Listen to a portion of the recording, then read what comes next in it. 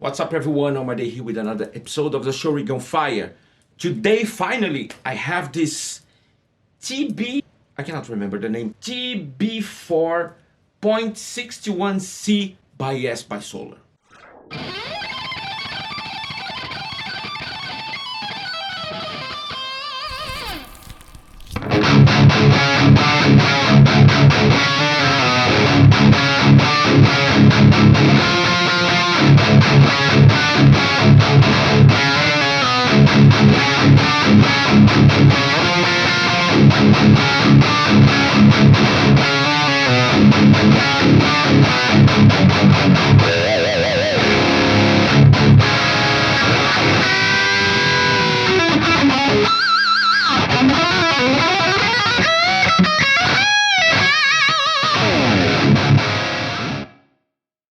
How is everybody out there? I hope everybody's doing very well. And as I said, today we're gonna take a look at this new release from Solar Guitar. It's the SBySolar. It's a more affordable brand like Gibson, Epiphone, Fender, Squier, back in the 80s, Jackson, Charvel by Jackson.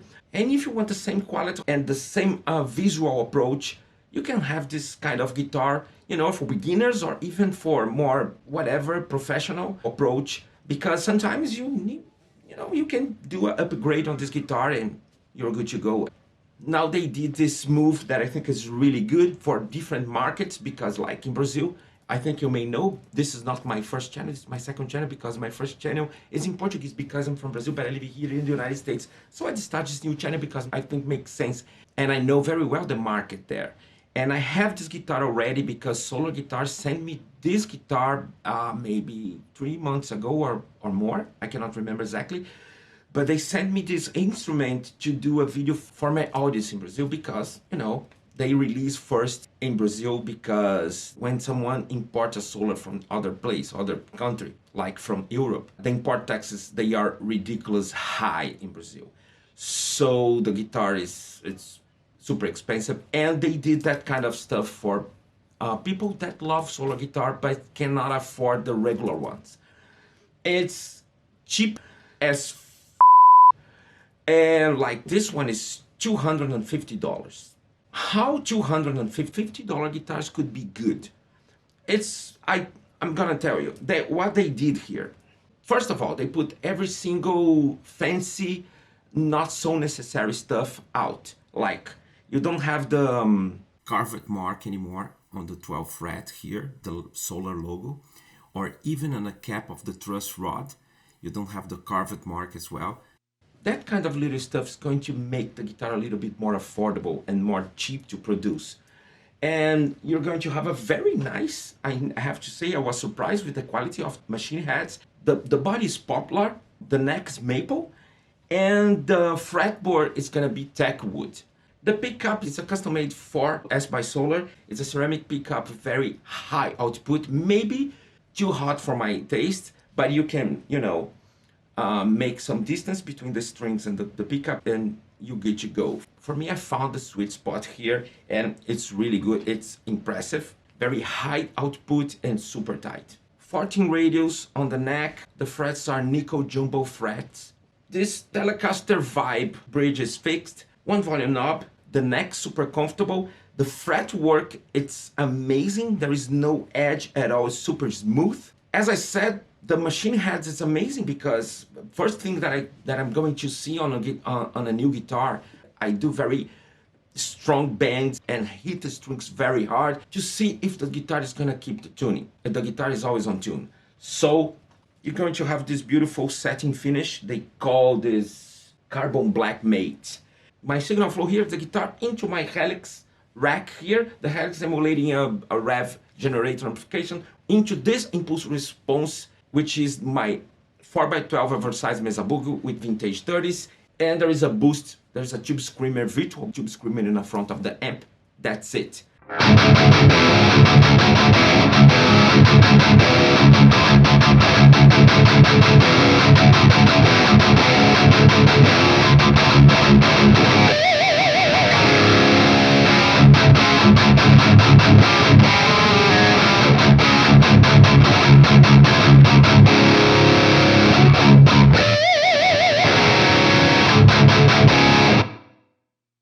let's do something.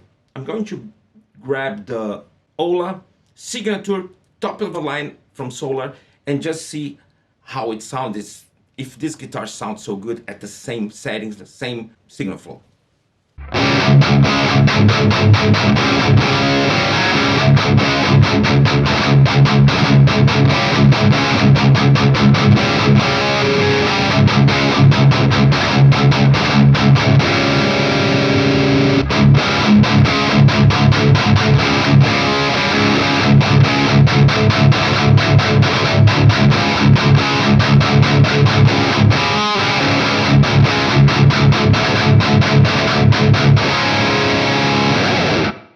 I think the pickup speaks for itself, right?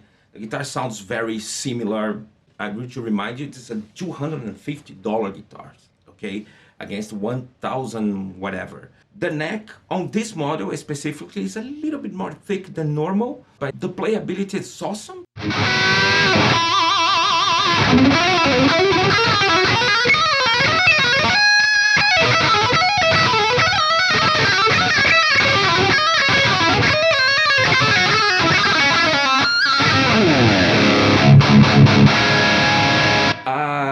My two final cents about this instrument, man, for $250 is more than expect, to be honest.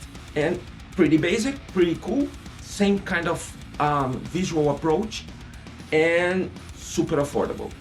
And I think that's it. I'm going to leave the S by Solar website on the description here below so you can check their stuff. And there is lots of different models, as you can see here. Almost forget, I just uploaded my third album, The Must Be the Wrong Year, for the digital platforms because for some stupid reason back in the day in 2014 when I released this record, I don't know why, it was just available for digital buying. Now it's everywhere, Spotify, Deezer, you name it. Help spread the word, go there, I'm going to leave the link for my Spotify page. So, I think that's it. See you guys next time, I'm out.